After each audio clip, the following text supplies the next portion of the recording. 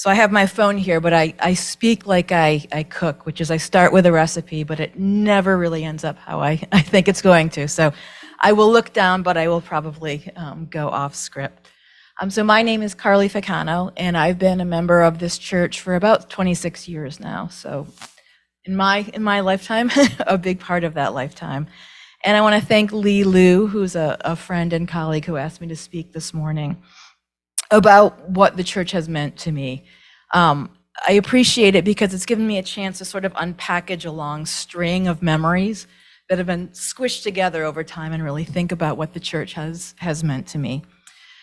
So back in 1997, I arrived here with my husband and my 2-year-old son, freshly minted from graduate school and ready to start a job at Hartwick College. And I had grown up in the Catholic Church and had attended the Catholic Church for most of my life. But like many Catholics, I was sort of questioning where I wanted to go next. And I knew I wanted to be a part of a faith community in my new home, but wasn't exactly sure, sort of agnostic about the denomination. And we lived nearby, and this was a beautiful place, so I dragged my husband and my son here one Sunday. And I think what one could say is it was like love at first sight. So you walk into this church, and the music is incredible. Ray Paradis, I think at the time, was on the organ. John has amazingly continued that tradition. It's a beautiful space, and at the time, Pastor Bill Boughton was here. And for those of you who were around when Pastor Bill was here, it's gonna make me cry, but he was an amazing speaker.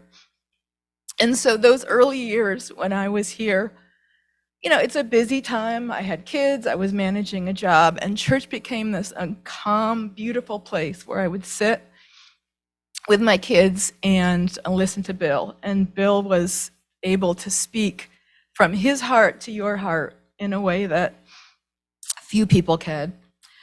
So anyway, I didn't think I was gonna get emotional, but I guess this just adds to the delivery. So Sundays were really a gift for many years, a time to step outside of my chaotic world.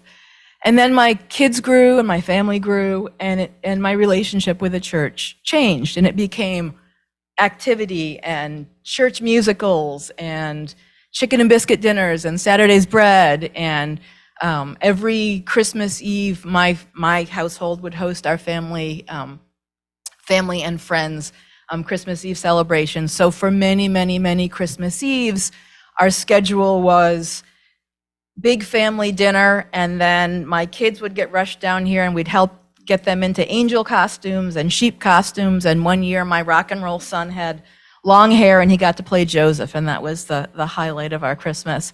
And we dragged along my family and friends who were at my house at the time. So those years were a different kind of meaning for the church, in that it was all about family, and a big family. So my son, who's now 28, is in Philadelphia, still keeps in touch with his buddy Zach King, who was the year that Ryan was Joseph, Zach was the donkey, who got to carry Mary down the aisle. So really amazing lifelong friendships. And when I look out, like, I've known Phil forever, and Bob and Mary Lou, and Margaret. So it was just a time of being with family and this extended family. And then my kids went away, and they're all doing their own wonderful things now.